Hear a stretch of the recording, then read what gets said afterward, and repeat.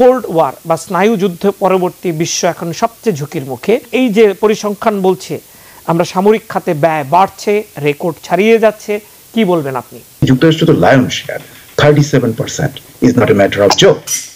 যে পৃথিবীর 1/3 এরও বেশি খরচ করছে যুক্তরাষ্ট্র। এই স্নায়ু যুদ্ধের পর, কোল্ড ওয়ারের পর এখন একটা ভয়াল পরিস্থিতি দাঁড়িয়ে যাবে, সেটাও যেমন বলা যাচ্ছে না। কোল্ড ওয়ার বা স্নায়ু যুদ্ধ পরবর্তী বিশ্ব এখন সবচেয়ে ঝুঁকির মুখে, এবং এই যে পরিসংখ্যান বলছে আমরা সামরিক খাতে ব্যয় বাড়ছে, রেকর্ড ছাড়িয়ে যাচ্ছে, কি বলবেন আপনি? হ্যাঁ, তা তো আমরা দেখছি যে পৃথিবীর বিভিন্ন কেন্দ্রে যে গোলমাল চলছে, যেগুলো খুবই সেন্সিটিভ এরিয়া, যেমন মধ্যপ্রাচ্যে চলছে, এবং এটার কবে যে শেষ হবে এবং এর যে গতি কোন দিকে যাবে বলা যাচ্ছে না। আর এদিকে ইউরোপে তো আমরা ইউক্রেনের খবরটা জানি, আবার এর সঙ্গে অ্যাড হয়ে যেতে পারে সাউথ চায়না সি এবং স্ট্রেট অফ তাইওয়ান। কাজেই মানে এটা কোন দিকে যে যায়, বিশেষ করে মনে হচ্ছে যে চীন তার খরচ বাড়িয়েছে, যুক্তরাষ্ট্র বাড়িয়েছে। যুক্তরাষ্ট্র তো lion share 37% is not a matter of joke. যে পৃথিবীর 1/3 এরও বেশি খরচ করছে যুক্তরাষ্ট্র। এসব দেখে আমার মনে হচ্ছে যে একটা পরিস্থিতিটা খুব একটা ভালো না, এবং ইউরোপেও আমরা দেখলাম যে ওরা বাড়িয়ে দিয়েছে, এবং কোনো কোনো দেশ, ইউরোপের দেশ কিন্তু যে ওদের একটা টার্গেট ছিল 2% অফ দ্য জিডিপি, তার চেয়ে বেশি যাচ্ছে, যেমন ইংল্যান্ডের কথা আপনি বললেন। আবার জার্মানি বলছে কিন্তু এখনো সে 2%-এ যায়নি। কাজেই একটা খুব ভোলেটাইল কন্ডিশনস। এতে ভবিষ্যৎ যে কি আমরা বলতে পারবো না, কিন্তু এর মধ্যে আমাদের একবার ধরতে হবে যে যুক্তরাষ্ট্রের নির্বাচন হলে কিন্তু পরিস্থিতি, যদি নির্বাচনের ফলাফল অন্যরকম কোনো কিছু ঘটে, পাওয়ারে আসে, তাহলে হয়তো পিকচারটা কিছুটা চেঞ্জ হয়ে যেতে পারে। আবার ওদিকে যদি রাশিয়াতে পুটিনের স্বাস্থ্য বেশি ভালো না, তার যদি কোনো একটা ব্যাপার ঘটে, তাহলে অন্য কিছু হতে পারে। কাজে it's very uncertain. Pin point বলে দেওয়া যে এই স্নায়ু যুদ্ধের পর, কোল্ড ওয়ারের পর এখন একটা ভয়াল পরিস্থিতি দাঁড়িয়ে যাবে, সেটাও যেমন বলা যাচ্ছে না, আবার শিওরিটিও দেওয়া যাচ্ছে না যেটা হবে না। কাজে আমরা একটা লিম্বো পিরিয়ডে রয়েছি বর্তমানে। আচ্ছা, আমি প্রফেসর মেহনাজ মোমেনের কাছে একটি লাইন যুক্ত করে আসতে চাই। বলা হচ্ছে যে এটি মানে আপনার ব্রিটিশ প্রধানমন্ত্রী যেটি বলছেন তার মতামত অনুযায়ী যে সিচুয়েশনটা ভয়াবহ বা বিপজ্জনক, উনি শব্দটি হয়তো এরকমই ব্যবহার করেছেন। তো এটি আসলে কি, মানে এই যে দেশগুলো বাড়াচ্ছে সেটি কি প্রতিরক্ষা, নিজেদের নিরাপত্তা নিশ্চিত করা, নাকি সংঘাতের আশঙ্কা বাড়ছে বলে এটি আসলে করতে হচ্ছে? সবগুলো কারণই আছে, কিন্তু আরেকটা কথা বলবো, মানে এটা খুবই দুঃখজনক। এখন আমরা প্রযুক্তির দিক দিয়ে এত উন্নতি করেছি, আমরা বলতে আমি পুরো মানব সম্প্রদায়কে বুঝাচ্ছি, কিন্তু এখন আমরা দেখছি যে সম্পূর্ণ ইনভেস্টমেন্টটা সব দেশের যাচ্ছে আপনার এই যুদ্ধ খাতে। এটার ফলে কি হচ্ছে, অন্যান্য যেসব জিনিসগুলো আমাদের দরকার সেই সব জায়গায়, সেই সব কোনো রিসার্চে সেই সব জায়গায় ইনভেস্টমেন্ট হচ্ছে না। ইভেন প্রযুক্তিরও আপনার এই মানে ওয়ার রিলেটেড জিনিসে এখানে সবচেয়ে বড় ইনভেস্টমেন্ট হচ্ছে। এটা কিন্তু এমন একটা খাত যেখানে আপনার যারা এই অস্ত্র উৎপাদন করে, যেটা যে কোনো দেশেরই হোক, সেটা জার্মানি হোক, আমেরিকা হোক, মানে চায়না হোক, রাশিয়া হোক, তাদের সেই সব কোম্পানির জন্য অনেক আপনার লাভ নিয়ে আসবে, কিন্তু সব দেশের মানুষের জন্য এটা কিন্তু ক্ষতির কারণ। কিন্তু এক কারণ, জনগণ কিন্তু আপনার পার ক্যাপিটা এই যে ইনভেস্টমেন্টটা তাদের উপর না হয়ে যুদ্ধের উপর হচ্ছে, এটার জন্য তারা এই দায়ভারটা বহন করছে, কিন্তু লভ্যাংশ কিন্তু তারা পাচ্ছে না।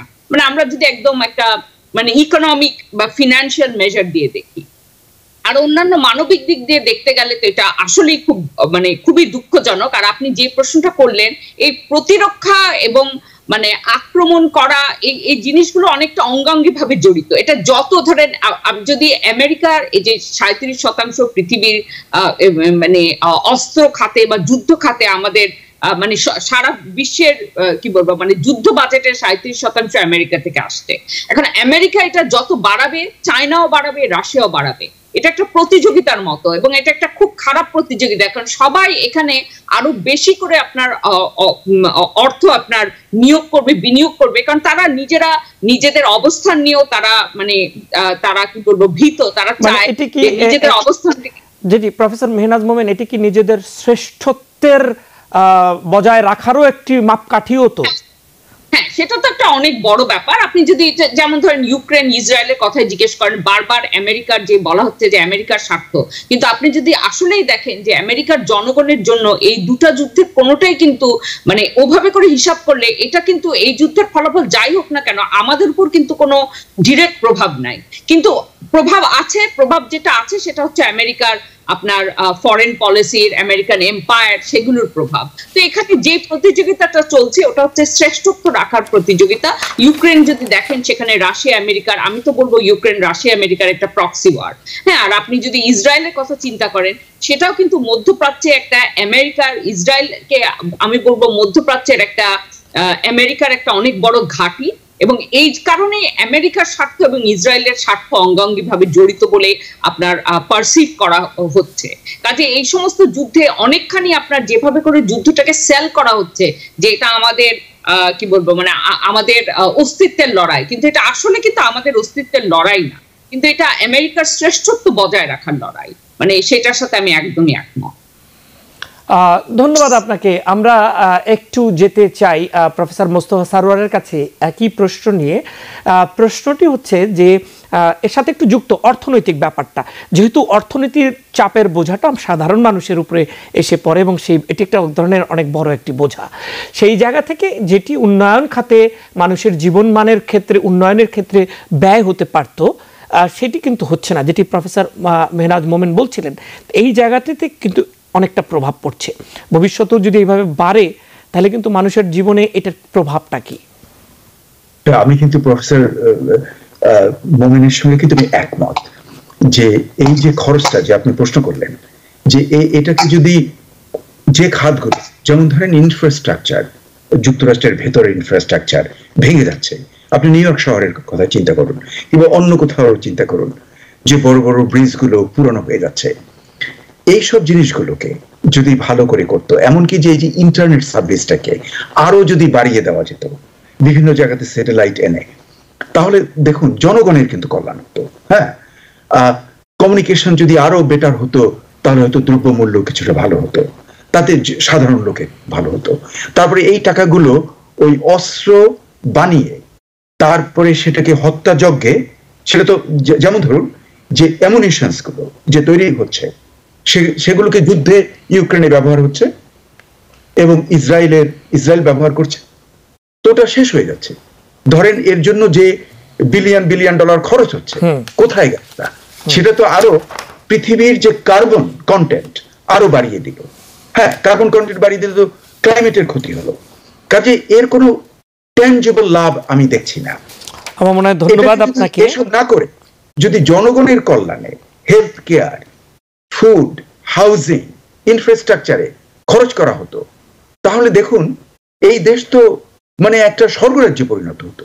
সেটা না করে এই সমস্ত বাজে কাজে খরচ করাটা, আমি মনে করি যে এটা একটা এম্পায়ারের একটা গর্ব, সেই গর্বের জন্য তার চেয়ে বরং একটা যদি পিসফুল সেটেলমেন্ট হয়, যুদ্ধ না করে যে আমার একটা শক্তি আছে আমি ওখানে অন্যকে হারিয়ে দেব, তার চেয়ে বরং আমি আলোচনার টেবিলে বসে এটাকে একটা সলিউশন করব। সেটি আমি বলতে চাচ্ছি, দিনে দিনে কি পরিস্থিতি এমন হচ্ছে যে আলোচনার টেবিলের বদলে মানে আলোচনার টেবিলের বসার যে মূল্য, সেটি তো আমরা এর আগেও দেখেছি অনেকবার, অনেক বড় বড় ট্রিটি হয়েছে, অনেক মানুষের সন্ধি হয়েছে, চুক্তি হয়েছে, সমস্যার সমাধান হয়েছে, কিন্তু এটি কি আসলে কমে যাচ্ছে কিনা সেটি একটা বিষয়।